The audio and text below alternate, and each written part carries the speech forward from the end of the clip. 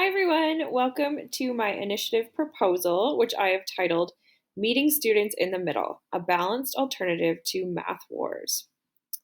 So, before we dive into the initiative, I'm going to take you guys on a back road for some important information on the Math Wars and why they apply to my initiative. So, there's two different sides of the Math Wars, and basically, it's two different sides of philosophies about how math should be taught. One is the traditional explicit approach, which is more like back to basics, old school. The other is the discovery based inquiry approach, and it is more new school and what we see in the curriculum redesign.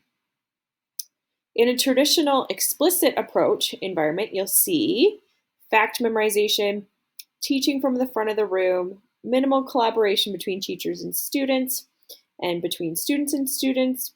The teacher will be teaching the algorithm first, and the approach aims to establish procedural understanding before conceptual and applied understanding. Some examples of this are Mad Minutes, quizzes and tests, worksheet-driven lessons, and flashcards. In a discovery-based or inquiry approach, you'll see less classroom time being spent on mastering established algorithms, more time getting students invested in and thinking critically about mathematical problems and concepts. Examples of this are Japanese lesson study, the Jump Math program, Chicago Math Movement, and Everyday Mathematics program. Both have downsides. The downsides to the traditional approach are students merely use the algorithms they've memorized, yet they don't understand the why behind it or how it relates to life. Many of us will think back to memorizing the times tables. I had them memorized, I did not understand the why behind it. Flash forward to the discovery-based approach. Students understand the why behind math and can apply it to everyday life. However, they have to rediscover the answer each time. I think to teaching multiplication from the Jump Math book to my grade 3s. They go over multiplication. They really break it down from repeated addition, how many equal groups of something do you have? And so you can really see the why behind it, but the kids aren't memorizing the facts.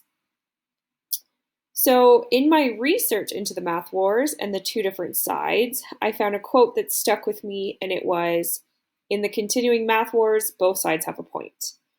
That got me thinking to, why pick a side of the pendulum when you have so much room to explore in the middle?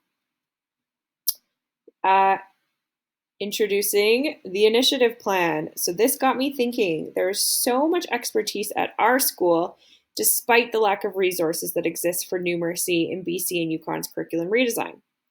What if we, as teachers, developed a lesson planning formula that had a purposefully planned blend of traditional math with discovery-based? So in true spiral of inquiry form, I developed a question, which was, how might teaching with both explicit instruction and inquiry-based learning enhance students' own sense of capability in mathematics learning?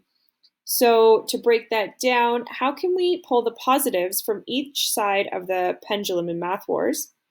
So the positives from each math approach, and create a program that enhances students' confidence in themselves as well as their capabilities in mathematics. Some rationale behind it. Since the UConn was introduced to BC's curriculum redesign in 2016, there has been so much confusion around how to teach math. Resources have been lacking, and direction for using such resources have been left to be interpreted by individual teachers, which has resulted sometimes, most times, in improper use. For example, teachers purchasing Jump Math workbooks and teaching to the workbooks worksheets as opposed to following the online strategic lesson plans. Further, traditional math methods have been abandoned and programs have become outdated.